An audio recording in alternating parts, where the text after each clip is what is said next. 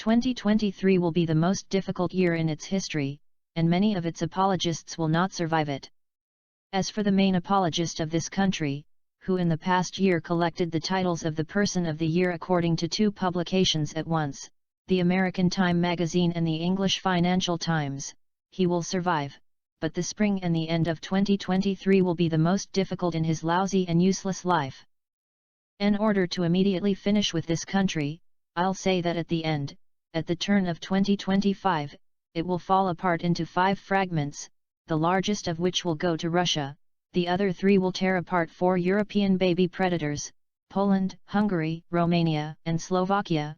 Which of them will remain with nothing, I haven't decided yet, most likely, either the Romanians or the Slovaks. But the Poles and Hungarians will definitely take theirs, and the last piece in the middle of this goddamned territory will remain with the Independent, which, having lost all its ports and access to the sea and having lost 5/6 of its territory, it will become a miserable appendage of the EU.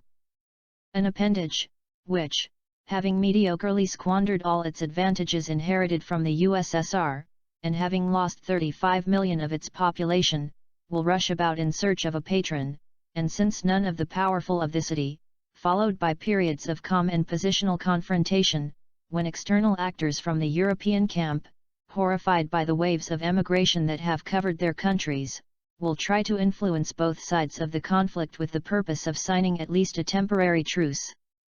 But since the main actor and beneficiary of these events from across the ocean will not be interested in this, the fighting will continue until the complete victory of one of the parties. Who it will be in the end, you already understood. The heaviest events will occur in the spring of this year. I don't know exactly how the database will take place, who will be the first to start the winter offensive, and it will begin in February, I don't know either. There are more chances that they will be Russians, but I do not exclude that the armed forces of Ukraine may launch the offensive first in the Zaporozhye direction in order to break the plans of the Russians, which will only aggravate their situation.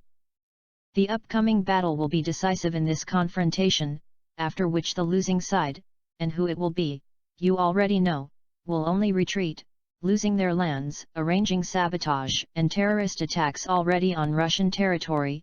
It is not excluded that of a man-made nature, but this will only aggravate her fate, her and her population, which will fall under the kneading of Russian troops. As a result of all these events, Europe is waiting for several more waves of emigration from this funnel of suffering, after which the Europeans themselves will begin to close their borders to these unfortunate people. This will peak in the spring-summer and the end of 2023, which will be decisive and most terrible for everyone. By mid-2024, the conflict will begin to subside due to the clear advantage of one of the parties, which one, you already understood, and due to the unwillingness of the main overseas beneficiary of these events to multiply their losses to maintain a high-intensity database.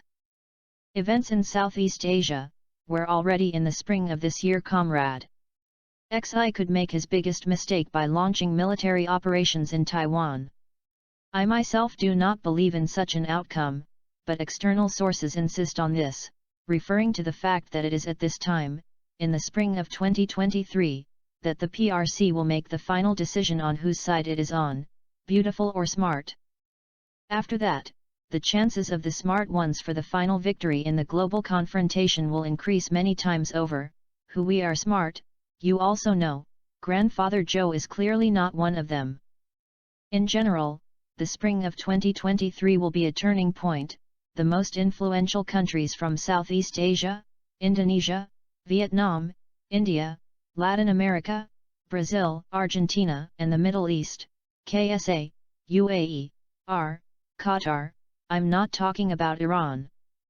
From the very beginning of the NWO with the Russian Federation, having long understood on whose side the force is. And I have always said that the world respects only the strong, the weak wipe their feet. 2023 and 2024 will demonstrate this with all obviousness. Comrade XI, if he makes this fatal mistake by starting hostilities in Taiwan, then the star of China will begin to move downwards. From this moment on, the center of power will begin to shift towards the Russian Federation. China, of course, will not disappear from the political map of the world, like Ukraine, but its power will be undermined, after which it will only be able to claim the place of an equal among the first, and not the first among equals.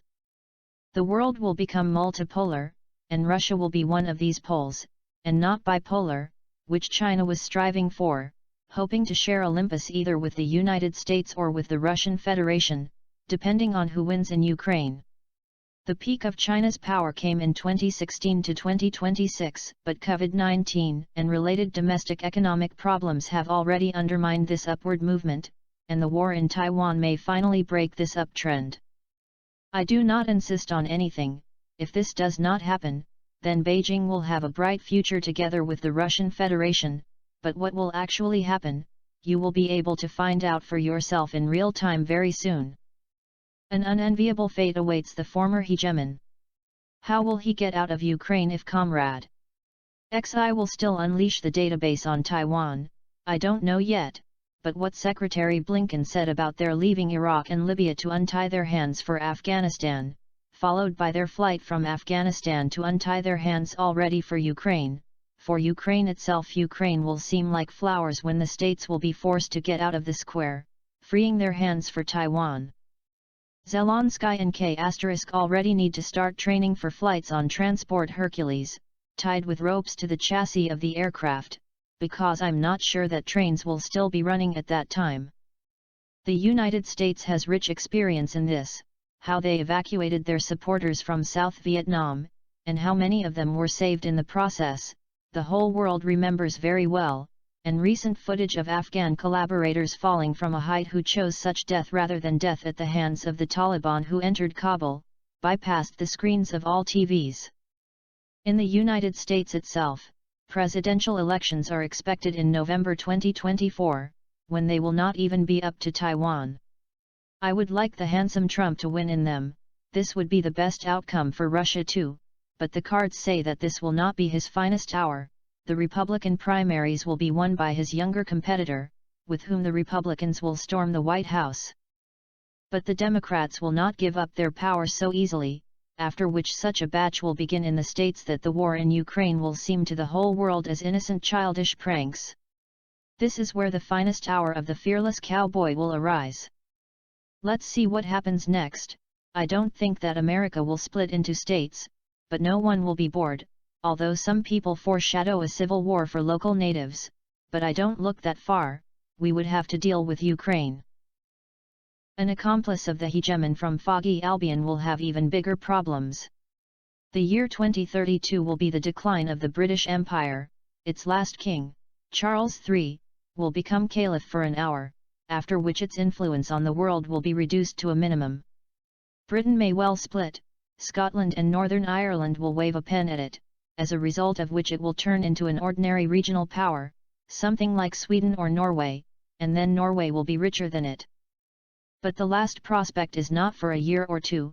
Britain will still be shaken for at least 10 years. Russia, on the other hand, has been waiting for the brightest future since 2025 and is forging it for itself now on the fields of Ukrainian battles, and if Putin does not retreat, and he will not retreat, because there is nowhere to retreat, Moscow is behind, then the next 30 years will become the most breakthrough in history Russian Federation, and Putin will definitely go down in its annals, equaling the caliber of his personality and the scale of his deeds with Stalin and Peter I. This is the situation that awaits us in the near foreseeable future in general broad strokes. This is what I managed to absorb from the outside, and with which I fundamentally agree, because it was precisely such a future that I already imagined from my alternative sources and the database that I had. In order to understand what is happening, it is necessary to understand for ourselves the fact, obvious as a shaft, that the situation in which we found ourselves, or rather, we created for ourselves, cannot be solved by a cavalry attack. It will take years for all of us to get out of it. And the CBO will last the same amount. I hope this abbreviation will soon be replaced with a 5-letter word that cannot be pronounced here. By the way, this is one of the main reasons for Russian defeats. People still on both front lines do not understand why some are fighting there and shedding blood, and others, what future awaits them in case of liberation. Here I mean the population of Ukraine loyal to us, which every day the SVO is becoming less for obvious reasons. Many of the latter have already paid for this future with their lives, being hanged or tortured as Putin's accomplices by Ukrainian punishers who returned to their settlements, and those who survived in territories where the Russian army had not yet reached. Every day of the ongoing NWO they pay for it with the loss of housing, work, livelihoods, and by and large the future and the present. I'm not even talking about light, water, and heat here, the planning horizon of which has shrunk to the size of one day, maximum month. So, in order to understand this process, you need to understand that we are in 1942, the year 2022 ended just crowned its end, and the decisive Battle of Kursk is still ahead. The winter offensive of 2023 will become exactly that. The coming year 2023 will be the year of our offensive, which will introduce a radical change in the course of the entire military campaign. But in 1943, the Great Patriotic War did not end for the USSR, it was still waiting for 1944 and 1945. The same thing awaits us in Ukraine. Friends, that's all. Write your opinion in the comments, do not forget to subscribe to the channel and like. See you soon.